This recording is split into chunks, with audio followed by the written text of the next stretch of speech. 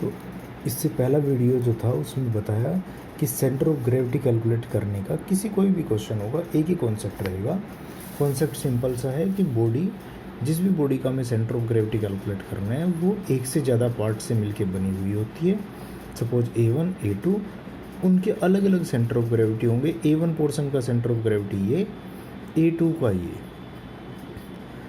अगर हमें A1 A2 पता है, A1 के सेंटर ऑफ ग्रेविटी का x कोऑर्डिनेट पता है, A2 बॉडी के सेंटर ऑफ ग्रेविटी का x2 कोऑर्डिनेट पता है, यानी कि x कोऑर्डिनेट पता है, तो मैं इस पूरी बॉडी का जो सेंटर ऑफ ग्रेविटी होगा, सपोज वो x बार y बार है, तो उसको इस फॉर्मूले की हेल्प से कैलकुलेट कर सकता हूँ कि x बार होगा A1 x1 bar plus A2 x2 bar divide by A1 plus A2। ऐसे ही y, इसका जो पूरी बॉडी का सेंटर ऑफ ग्रेविटी होगा उसका y कोऑर्डिनेट कैलकुलेट करने के लिए इस फॉर्मूले को यूज़ कर सकते हैं। A1 y1 bar plus A2 y2 bar divide by A1 plus A2। अब इस बेस पे क्वेश्चन सोल्व करते हैं 125। अब ये क्वेश्चन 125 है, इसमें कोई टी सेक्शन दिया हुआ है जो कि दो पार्ट से मिलके बना है।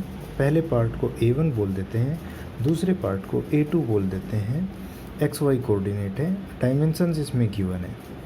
जो बॉडी A1 है उसका सेंटर ऑफ ग्रेविटी कहाँ पे होगा, इसके सेंटर पे, ठीक है। ये पूरी लेंथ 12 है, इसका जो सेंटर होगा वो सेंटर 6 पे आएगा, तो x कोऑर्डिनेट जो होगा वो 6 होगा। y कोऑर्डिनेट यानी कि कितना ऊपर है वो कैसे पता चलेगा, क्योंकि बॉडी सिमेट्रिक है, रेक्टेंगल है, तो इसके सेंटर पे होगा, यानी कि पूरी लेंथ अगर 10 है तो वो 5 पे होगा। तो इसका जो कोऑर्डिनेट होगा x6 y5 A1 का, यानी कि x1 बार y1 बार है। ऐसे ही इस बॉडी का x2 कोऑर्डिनेट जो होगा सिमेट्रिक है, टोटल 12 है तो 6 पे होगा, तो x2 बार होगा 6। y2 बार कितना होगा, y2 बार इसके सेंटर पे, यानी कि 3 है टोटल, तो 1.5 तो ये, और क्योंकि पूरी एक्चुअल कोऑर्डिनेट तो हम यहाँ से कैलकुलेट करते हैं इससे, तो ये 10 प्लस 1.5 तो ये 11.5 आएगा, 11.5 सेंटीमीटर आएगा, ठीक है। तो as per given dimension A1 A2 की वैल्यू हमें पता है। A1 होगा 3 × 10 30, A2 होगा 3 × 12 36। x1 की वैल्यू पता है, x1 बार की वैल्यू 6 है, x2 बार की वैल्यू भी 6 है, y1 बार की वैल्यू पता है 5 है, y2 बार की वैल्यू पता थी 10 + 3/2 = 11.5।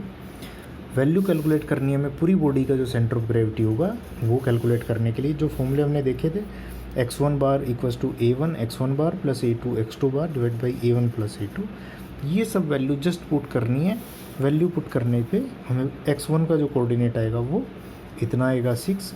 सिमिलरली y1 की जो वैल्यू कैलकुलेट करेंगे A1 A2 A1 y1 plus A2 y2 divide by A1 by A2 calculate करके वो 8.54 आएगा।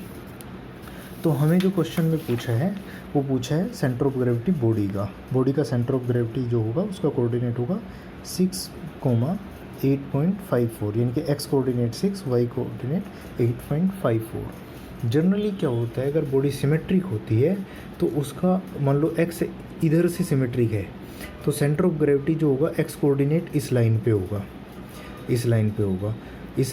तो ये 6 है तो x कोऑर्डिनेट 6 वो बहुत ही ओबियस है। टोटल 12 है तो हाफ जो होगा 6 पे होगा, इसलिए ऑप्शन में 6x की वैल्यू नहीं थी।